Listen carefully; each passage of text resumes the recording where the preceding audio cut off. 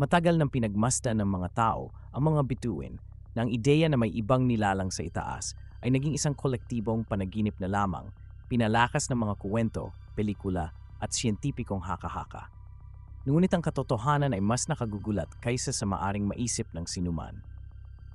Nagsimula ang lahat sa isang malayong bahagi ng disyerto ng Atacama, kung saan ang isang pangkat ng mga astronomo ay nag-install ng isang bagong eksperimento ng radyo-teleskopyo na kayang makakuha ng ultramababang mga signal ng dalas.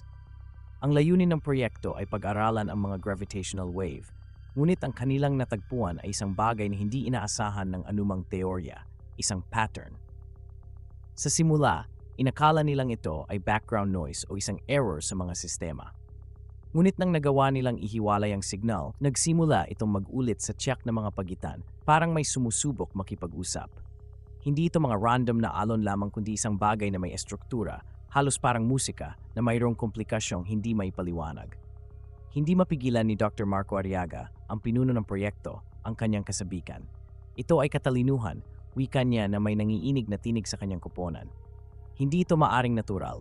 Tayo ay minamasdan.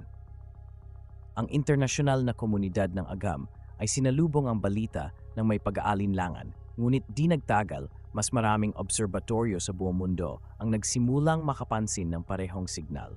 Ang pinakanakakatakot ay ang tila ang mga frequency ay nag-aangkop sa mga sistema na sinusubukan silang pag-aralan, parang alam nilang sila'y sinusuri. Sa mga sumunod na linggo, ang mga pattern ay naging mas komplikado. Ngayon naglalaman na ito ng mga nakakod na imahe, mga star map at mga fragment ng molecular structures na binigyang kahulugan ng mga siyentipiko bilang indikasyon ng advanced na buhay. Ang sangkatauhan ay nasa bingit ng isang monumental na pagtuklas.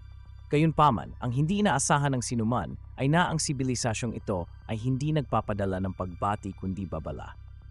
Isang gabi, habang sinusubukang i-decode ng mga pinakamahusay na siyentipiko sa mundo ang isang partikular na hindi maintindihang mensahe, ang lahat ng mga screen na nakakonekta sa mga sistema ng pananaliksik ay nagsimulang magpakita ng isang simbolo, isang itim na bilog na napapalibutan ng mga concentric na linya. Wala sa mga sistema ang may record na tumanggap ng ganoong imahe. Ito'y parang kusang lumitaw. Doon natuklasan ng mga teleskopyo sa buong mundo ang isang bagay na pambihira, isang armada ng malalaking bagay na gumagalaw sa panlabas na solar system. Napakalaki nila na sa simula ay napagkamalan silang mga asteroid, ngunit ang kanilang mga landas ay masyadong eksakto, masyadong kontrolado. Papunta sila sa daigdig.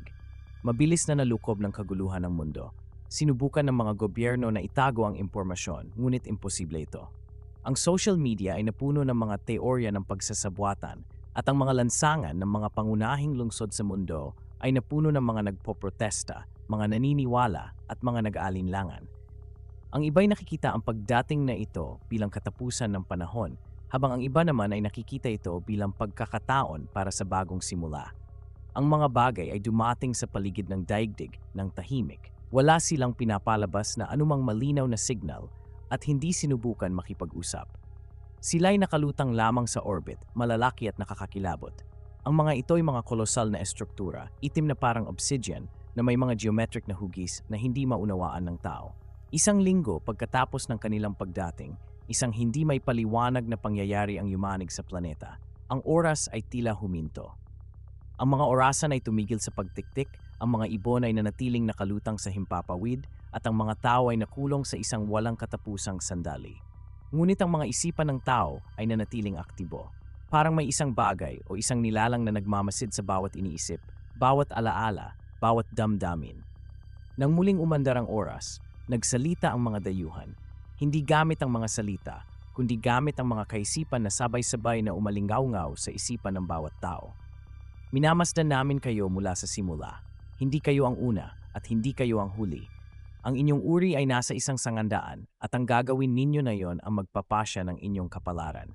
Sinubukan ng sangkatauhan na tumugon, ngunit ang mga dayuhan ay tila hindi interesado sa pakikipag-usap. Sa halip, nagsimula silang magpakita ng mga bisyon ng nakaraan at hinaharap. Ipinakita nila sa mga tao kung paano ang kanilang mga kilos ay nagdala sa kanila sa bingit ng pagkawasak sa kapaligiran, mga digmaan, kawalang pantay at pagkawasak.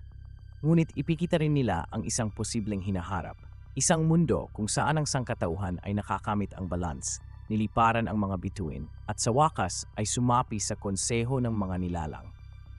Isang koalisyon ng mga advanced na sibilisasyon na nagbabantay sa kalawakan sa loob ng milenya. Ngunit may isang huling babala, tanging ang karapat-dapat ang mabubuhay, ang mga nabigo maglalaho. Ang sangkatauhan ay may pagpipilian, ngunit alam din nila na sila ay minamasdan. Ang mga dayuhan ay nanatiling nasa orbit, hindi gumagalaw, ngunit ang kanilang presensya ay nagbago ng lahat. Ang mga bansa ay nagsimulang magtulungan sa paraang hindi pa nakikita noon, nagbabahagi ng teknolohiya at mga mapagkukunan. Ang karera ng armas ay napalitan ng karera para sa pagpapanatili. Hindi lahat ay tumanggap ng pagbabago. Ang ilang bahagi ng sangkatauhan ay naghimagsik, naniniwala na ang mga dayuhan ay mga Diyos o demonyo na sinusubukang manipulahin sila. Nagkaroon ng panloob ng mga tunggalian at ang mundo ay bumagsak sa isang labanan sa pagitan ng mga naghahanap ng pag-unlad at ng mga kumakapit sa nakaraan. Sa paglipas ng panahon, lumitaw ang isang bagong elite ng mga pinuno, mga visionary na nakakaunawa na ang pagbabago ang tanging paraan upang mabuhay. Ang sangkatauhan ay nagsimulang magtrabaho bilang isang unit, bumuo ng mga teknolohiyang nilalabanan ang mga batas ng pisika, sinisiyasat ang malalim na kalawakan, at natutunan ang pamumuhay ng may pagkakaisa sa kanilang planeta. Ang mga dayuhan ay hindi kailanman direktang nakialam, hindi sila kailanman umatake o tumulong. Sila ay nagmasid lamang. Ngunit ang kanilang presensya ay sapat upang magbago ang takbo ng kasaysayan ng tao magpakailanman. Sa wakas, pagkatapos ng mga siglo ng pagsisikap, ang sangkatauhan ay nagtayo ng isang barkong sapat na advanced upang lumapit sa napakalaking mga istrukturang dayuhan. Nang ginawa nila ito, natagpuan nila ang isang nag-iisang bukas na pinto, isang tahimik na imbitasyon na sumama sa isang bagay na higit pa kaysa sa kanilang pinangarap.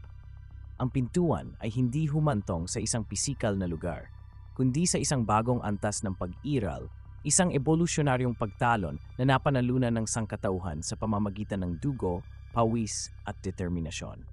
Sa sandaling iyon, napagtanto nila na hindi sila minamasdan bilang banta o pagiging kuryoso. Sila ay sinubok at napatunayan nilang sila ay karapat-dapat. Iniwan ang mundo, ngunit ang pamana ng sangkatauhan ay nagsisimula pa lamang.